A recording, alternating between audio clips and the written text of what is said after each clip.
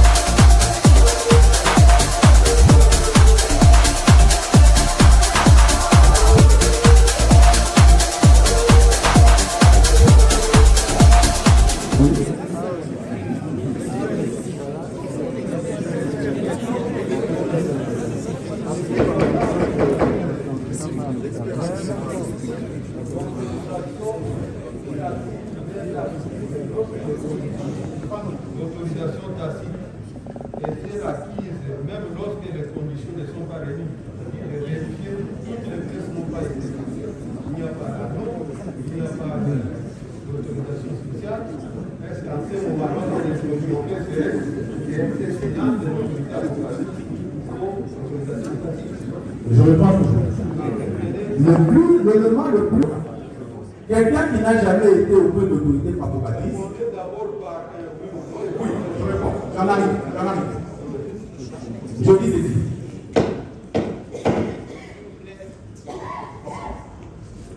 J'en arrive. Hein? Il y a trop de réactions dans la salle. Je vous ai prévenu de le débat. Vous voulez suivre le débat, gardez votre silence. Vous ne voulez pas faire du bruit et vous sortez dehors. Ou à défaut, on condamne pour délit d'audace.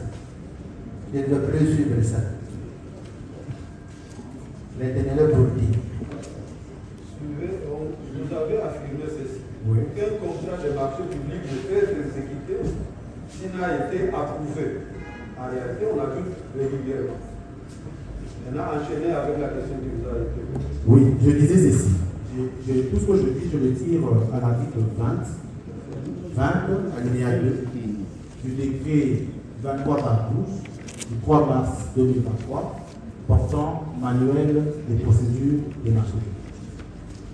C'est vrai que vous m'avez répondu cela, mais j'aimerais quand même faire une discussion pour que plus de nous.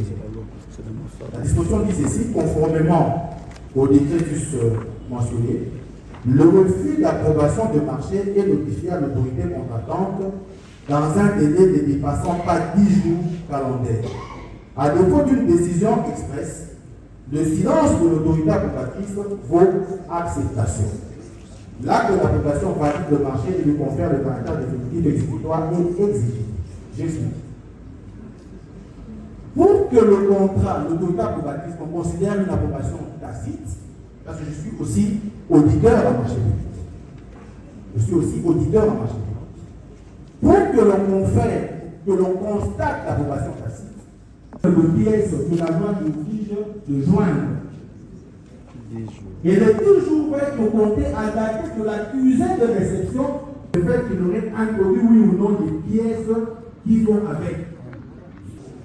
C'est ça la musique de la loi. Et même nous, en tant qu'auditeurs, quand nous faisons les listes, c'est ce que nous regardons. Tu dis approbation tacite, ok, nous sommes d'accord. Où est l'acte, la requête que vous avez introduite auprès de l'autorité approbatrice? Sans le mois de la requête, on calcule les jours. Si après les 10 jours, il y a une correspondance de l'autorité approbatrice, parce qu'il se pose un problème au niveau du paiement de ce type de marché. Je vais expliquer les choses pour nous donner un peu de temps. Les marchés qui sont payés sur fonds propres, ce qu'on dit par accident fonds propres, ça veut dire des structures qui génèrent eux-mêmes des ressources et qui payent eux-mêmes leur marché. Ces marchés-là ne posent jamais beaucoup de problèmes. Pourquoi? Parce que dès lors qu'on introduit la requête, si 10 jours passent, on fait quoi? Qu'est-ce qui s'ensuit? C'est l'enregistrement du contrat. À part l'enregistrement du contrat, notification du marché, constitution de la garantie de bonne exécution, on vous donne l'ordre de commencer, vous commencez. Ça ne pose aucun problème. Mais pour les marchés qui sont payés au niveau du trésor public, généralement ça pose un énorme problème. Parce que les personnels, ou plutôt on va dire, le fonctionnaire dédié au niveau du ministère du Budget, lorsqu'il ne voit pas l'acte d'approbation, il laisse passer aucun marché. Il laisse passer aucun marché, il vous renvoie auprès de l'autorité approbatrice. Je ne sais pas pourquoi ça se fait. Nous, au niveau de l'AMP, nous sommes en train de vouloir faire un lobbying, ou peut-être une formation, une sensibilisation auprès des fonctionnaires qui sont au niveau du ministère du Budget pour qu'ils comprennent qu'effectivement, l'approbation tacite existe. Bon, maintenant, vous me dites que les 10 jours sont passés. Je ne sais pas après quel timing, l'autorité approbatrice revient pour dire vous devez transmettre tel dossier, tel dossier, tel dossier. Et bien, c'est non avenu. C'est non avenu. Pourquoi? Parce que le délai qui lui avait été imparti pour réagir, regardez ce qui se passe après. Après l'approbation, oui, je prends des exemples. Après l'approbation, vous avez 72 heures. Le dossier est transmis à l'AMP pour enregistrement du contrat, paiement de la redevance de population, tout ce qu'il faut. C'est dans les 72 heures. À dater du moment où l'autorité approbatrice aura soit de manière express, si je ne m'abuse, autour de 2 ou 3 jours, pour noter. Donc, c'est-à-dire donner à celui qui a gagné la possibilité d'aller constituer sa garantie de bonne exécution. Auprès d'une banque, il laisse 20 jours. Après ça, il y a l'ordre de commencer et le marché commence. Alors, je ne sais pas dans quel délai. On était dans quel état, mais c'est parce qu'on a déjà, si on a déjà notifié le marché à l'intéressé, comment va-t-on faire pour le nourriture retirer par cette notification-là? Donc ça peut passer, sans problème.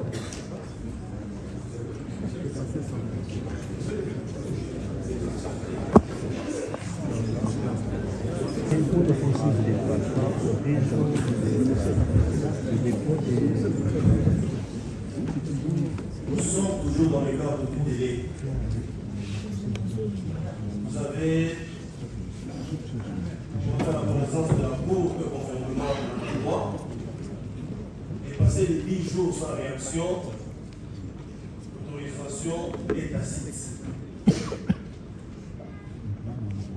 Puis d'abord, est-ce que cette autorisation tacite doit être nécessairement suivie d'une notification au titulaire du marché ou sans ou avec autorisation le titulaire du marché peut commencer déjà. C'est ce que je suis en train d'expliquer. Ce que je viens de dire, je le tire de l'article 20 alinéa 2 du décret 23/12 du 3 mars 2023. On parle de 10 jours. Dépasser le délai de 10 jours, l'approbation devient tacite. Maintenant, c'est la suite de la procédure. C'est la suite de la procédure. Parce que dès lors qu'on constate qu'il y a approbation tacite, qu'est-ce qui se passe? On a pour que nous puissions l'enregistrer. Et en l'enregistrant, les titulaires de marché payent la redevance de l'application qui est à 0,7% pour le marché public.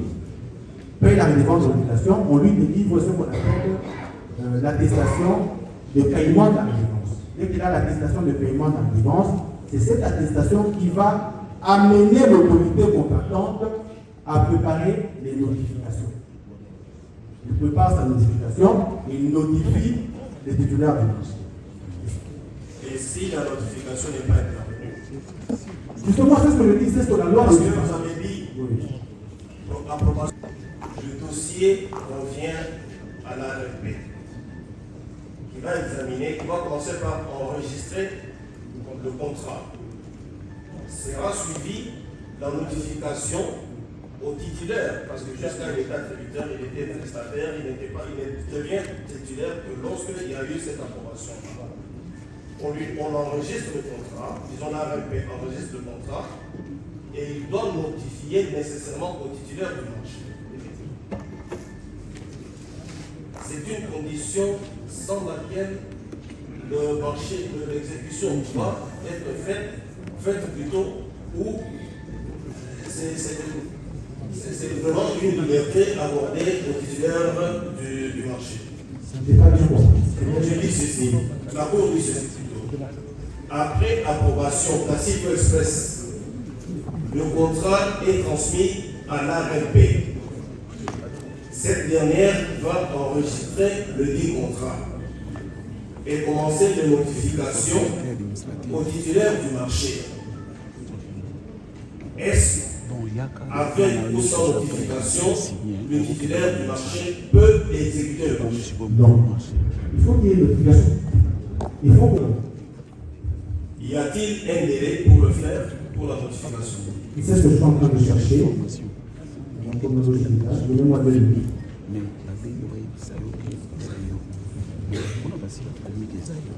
Je sais que le délai pour la notification est entre 2 et 3 jours. Après, on est enregistré le contrat. C'est ce que je suis en train de chercher. La disposition qui se rapporte à cela. Ce qui fait le droit de l'électeur, ce n'est pas la notification, c'est l'ordonnance. Maintenant, le secrétaire général, c'est écrit pour te notifier que tu as été nommé par telle ordonnance d'électeur. Voilà, je comprends la Ce suite n'est de pas l'ordonnance. c'est l'ordonnance. C'est écrit 23 par an, portant manuel de procédure de l'ordre de marché public. On vous dit ceci. À compter de la publication de la vie d'attribution provisoire, la personne responsable du marché public observe un délai d'attente de 5 jours. Par la suite, il a conclu l'état suivant, mise au point éventuel du marché, demande ou obtention de notification sur le projet du contrat, selon le seuil, la défense générale du contrôle du marché public, la signature du marché, la transmission du dossier de marché à l'autorité approbatrice compétente pour signature conformément à l'article 15 alinéa 1er de la loi relative au marché public et au décret fixant les modalités d'application du marché public. Après ça, l'accomplissement des formalités d'enregistrement du marché approuvé auprès de l'autorité de régulation du marché public. C'est là que nous avons dit qu'il y avait une difficulté. Parce que si l'approbation est faite express ou tacite, l'enregistrement du contrat à l'ARP n'est fait que sur un contrat à un marché approuvé. Donc on suppose, je dis comme ça, je ne suppose pas, je le dis comme ça, c'est que quand l'approbation est express ou tacite, au moment où le contrat arrive à l'ARP, on a déjà passé l'étape de l'approbation. Pourquoi on le fait ainsi? Parce qu'en passation, on a déjà dépassé quelle étape? l'étape de l'approbation. Parce que, que ça soit express ou tacite, on a déjà dépassé cette étape-là, puisqu'on vous dit l'accomplissement des formalités d'enregistrement du marché approuvé auprès de l'autorité de régulation du marché public. Or, l'article 22 nous dit qu'il y a une approbation express et tacite. C'est comme ça que je dis, à partir de cet instant-là, on ne peut plus revenir sur les actes d'approbation, sur le marché d'approbation. Toujours dans ce chapitre, est-ce qu'un contrat non enregistré à la RPPE? C'est le cas que nous constatons. Ça, malheureusement, je dois vous dire, c'est le cas que nous constatons et c'est toute la liste que nous avons nous, au niveau de l'autorité de régulation du marché public.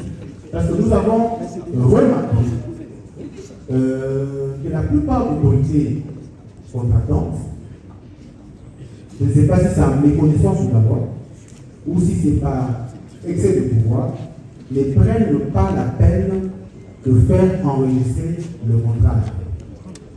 Et quelle en est la conséquence? Bon, la conséquence, elle est purement administrative. Elle est purement administrative, ça donne lieu à aucune sanction, si ce n'est peut-être pour nous de retrouver ce contrat-là, de les enregistrer et d'envoyer le note public au paiement. Il n'y a aucune conséquence. Je suis d'accord avec l'article 42 de la loi de la loi relative au marché public, l'article 42, qui pose 5 conditions pour la passation de marché de gré à gré. La Cour voudrait savoir si ces 5 conditions sont limitatives ou extinctives. Limitative. Donc il faut répondre à l'une de ces 5 conditions. On n'en ajoute pas ici. Limitative et j'insiste là-dessus. D'accord. Ça veut dire qu'il faut répondre à l'une de ces 5 conditions. L'une de ces 5 conditions suffit. Et si nous étions dans le domaine du PPP, je vous dirais qu'il n'y en a que 2. Pour le marché public, il y en a 5. Pour le PPP, il n'y a que 2 conditions. Et c'est limitative. S'il y a une 6e condition qui a été évoquée, là c'est une violation flagrante de la loi. Dans la passation de marché de gré à gré, qui choisit l'entreprise contractante? Est-ce que je vous ai dit? Est-ce la personne responsable de marché, la PRM, ou c'est l'ARMP, parce que tout à l'heure vous avez dit qu'il y a une base de données, même s'il s'agit d'un marché de gré à gré, l'ARMP ou la DGCMP selon le cas, quand il s'agit d'un compte DGCMP, qui dispose de la base de données, quand bien même il s'agit de marché de gré à gré. Qui choisit l'attributeur? Qui choisit le bon contrat? Est-ce la personne responsable du marché ou c'est à partir de la base de données dont dispose l'ARMP? Ok, merci beaucoup. Et c'est aussi un certain nombre de choses. La passation de marché public au regard du décret 10/32 du 28 décembre 2010, en ces dispositions comprises aux articles 1er et 2e, il est mis en place au sein de toute autorité contractante. C'est-à-dire au sein de toute autorité contractante, l'ARMP veille des cellules de gestion de projets et des marchés. Ce sont les seuls organes compétents à passer le marché. En dehors de aucune autre structure ne peut passer le marché.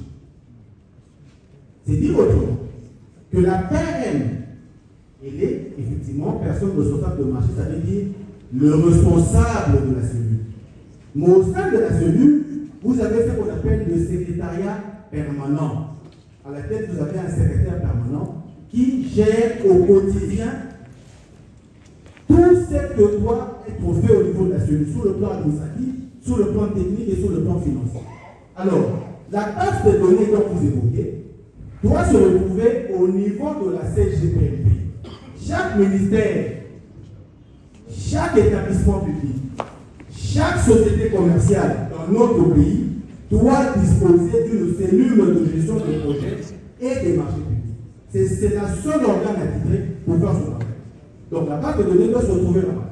L'ARMP ne constituera pas une base de données pour une juste à l'intention du greffier. Oui, parce que les abréviations là, peut-être que la Cour sait de quoi il s'agit, mais il faudra que l'on sache aussi, parce que quand vous parlez à une autorité contractante de décider si un marché est spécial ou non. Non. Il peut au moment de sa requête le prétendre. Voilà. Au moment où il initie sa requête pour solliciter, admettons le préalable. Il peut le prétendre. Et en le prétendant, il appartient à l'organe qui fait le contrôle a priori, qui dispose en son sein, je parle de la DGCMP ou de DPCMP au niveau de chaque province. Il appartient à cet organe-là d'examiner au regard de la loi si ce marché-là est oui ou non spécial. Mais à cela le tienne. Même dans le projet de loi sur le marché spécial, ce qui est prévu, c'est quoi? C'est que l'avis des non-limites, que les autorisations spéciales, les avis de non-limitation seront donnés par la DGCMP. Mais ici, il n'y a pas de décret. Pourquoi les gens ont tendance à vous dire que là où il y a, là on parle de marché spécial? Ce n'est pas la première fois que nous entendons ça. La construction d'une prison peut revêtir ce caractère de spécial, mais ce n'est pas un marché spécial. Pourquoi revêtir ce caractère de spécial? Parce qu'on suppose que si les prisonniers ont le plan de la prison, ils vont commencer à trouver comment s'enfuir. Mais il n'appartient pas à l'autorité d'attendre de le définir. Il faut laisser cela à l'organe de contrôle a priori qui vous dira si le marché spécial ou non. C'est tout simplement ça. Un marché spécial peut ne pas être un marché de sécurité. Peut être apprécié à l'ARMP comme question d'urgence. La question d'urgence, voilà ce qu'il dit. L'urgence doit être impérieuse. La loi dit, l'urgence ne doit pas être le fait de l'autorité contractante. Parce qu'on a vu le cas comme ça, où vous avez des ministres lorsqu'ils entrent en fonction, ils se disent à la DSMP, je dois acheter des véhicules de fonction et c'est urgent. en quoi il y a urgence. Mais s'il est habillé. Vous comprenez? Donc regardez d'abord dans ce cas, vous dites non, non, parce que je suis ministre, il me faut absolument avoir des véhicules, je ne veux pas marcher à pied sous peine d'être agressé. Les véhicules de votre connaissance à la question des véhicules de l'État. Vous devez vous en servir en attendant.